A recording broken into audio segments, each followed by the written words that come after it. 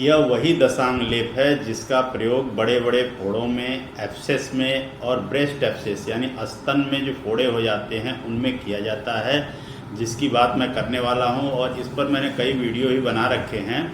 ये है दशांग लेप। दशांग लेप आयुर्वेदिक अस्पतालों में सप्लाई में है, राजकीय आयुर्वेदिक चिकित्सालय में भी आपको आसानी से मिल जाता है, बाहर मार्केट में भी जो आयुर्वेदिक स्टोर हैं वहाँ आसानी से मिल जाएगा आपको।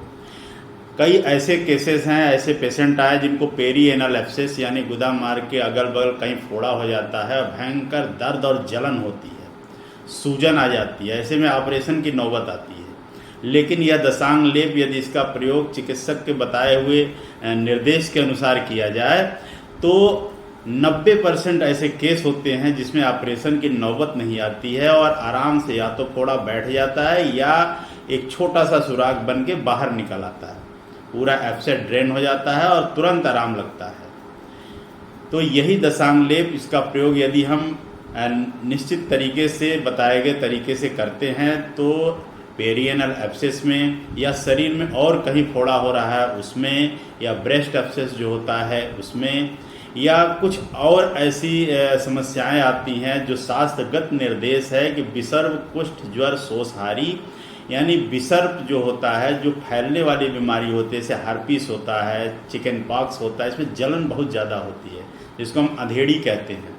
तो अंधेड़ी में भी जो जलन के साथ अगर हो रहा है तो देसी घी के साथ इसका लेप लगाने में बहुत फ़ायदा होता है।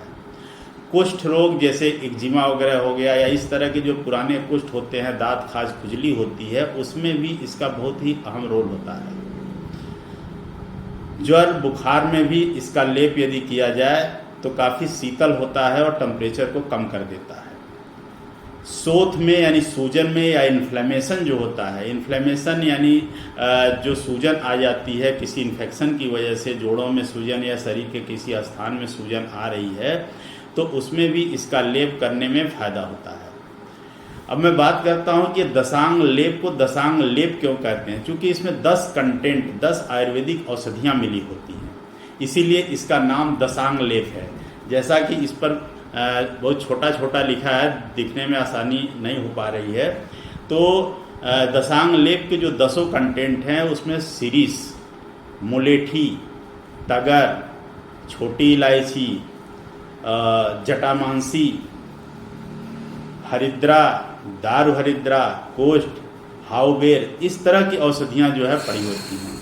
ये औषधियाँ कफ पित्त शामक होती हैं, एंटी एलर्जिक होती हैं। आप हरिद्रा जानते हैं कि दर्द को भी दूर करता है, एलर्जिकल रिएक्शन को भी दूर करता है, सूजन को भी कम करता है। इस तरह ये औषधि बहुत ही फायदेमंद होती है और इसका प्रयोग यदि हम करते हैं तो हमको लाभ होगा। अब बात आती है कि प्रयोग कैसे किया जाए। तो जहाँ तक प्रयोग करने की बात है तो दशांग लेप का प्रयोग ऐसी जगहों पर जहाँ जलन हो रहा हो, जलन के साथ समस्या हो रही है, तो उसमें देसी घी के साथ मिलाकर लेप लगाना चाहिए। जोड़ों में यदि सूजन आ रही है, ज्वाइंट्स में सूजन हो रहा है, तो ऐसी जगहों पर आप दशांग लेप को सरसों का तेल, तिल का तेल या पानी में मिलाकर भी लगा सकते हैं। एक और उपाय जो जनरली प्रैक्टिकली हम प्रयोग कराते हैं मरीजों में, चूँकि गांव देहात के जो पेशेंट आते हैं तो आसानी से उनको मिल जाता है, वो है सहजन पत्र। सहजन आप सभी लोग जानते हैं, इसको शुभांजन कहते हैं, मोरिंगा कहते हैं। तो ये इसकी पत्ती ले लीजिए, जितना ज़रूरत हो आपको उस जगह पर लगाने के लिए उसको महीन पीस लीजिए। पीसने के बाद थोड़ा सरसों का तेल मिला लीजिए और 1 चम्मच दशांग लेप भी उसमें डालकर बढ़िया पेस्ट बनाकर रात में सोते समय उस जोड़ पर अच्छे से लेप कर दीजिए, हल्का सा गुनगुना करके, और सुबह छोड़ दीजिए। प्रतिदिन ऐसा करने से धीरे धीरे उन जोड़ों की सूजन कम होने लगती है, दर्द कम होने लगता है और काफ़ी अच्छा आराम मिलता है।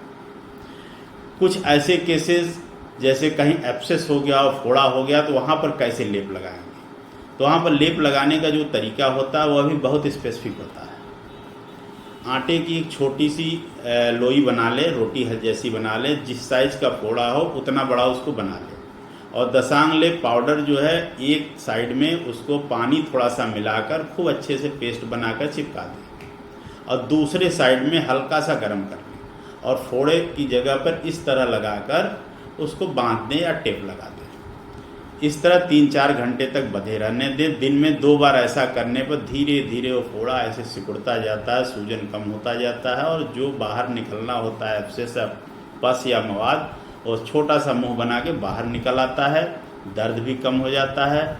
इसके बाद भी 2-3 दिन तक आप ऐसा करते रहें ताकि जो भी कुछ उसमें कचरा रहे वो बाहर निकल जाए। ऐसा करने पर धीरे धीरे नेचुरली घाव भर जाता है, दर्द भी कम हो जाता है, सूजन भी कम हो जाता है। और अगली बात, जो एक्जिमा जैसी प्रॉब्लम होती है लोगों को, तो थोड़ा सा अच्छे से उसकी क्लीनिंग करके दसांग लेप को सरसों का तेल या देसी घी में, अगर जलन हो रही हो देसी घी के साथ पेस्ट बनाकर वहाँ पर लगाना चाहिए। ब्रेस्ट एब्सेस में भी आपको लगाना चाहिए। ब्रेस्ट एब्सेस जो महिलाओं को हो जाता है, फोड़ा बन जाता है, तो 90% केसेस में ऑपरेशन की नौबत नहीं आती है यदि दसांग लेप का प्रयोग कराया जाए, आटे के लोई बनाकर, जैसा अभी मैंने पहले बताया, तो उसमें भी बहुत अच्छा लाभ होता है और धीरे धीरे वो कम हो जाता है। इसके साथ कुछ आयुर्वेदिक औषधियाँ भी चलाई जाती हैं जिससे सूजन जल्दी कम हो जाए, इन्फेक्शन जल्दी कवर हो जाए। तो इसके लिए आपको अपने चिकित्सक से मिलना चाहिए और दसांग लेप के साथ साथ कौन सी औषधि का प्रयोग करना है, कितनी मात्रा में करना है, कितने दिनों तक करना है, उसका सुझाव लेकर आपको इसका प्रयोग सुनिश्चित कराना चाहिए। धन्यवाद।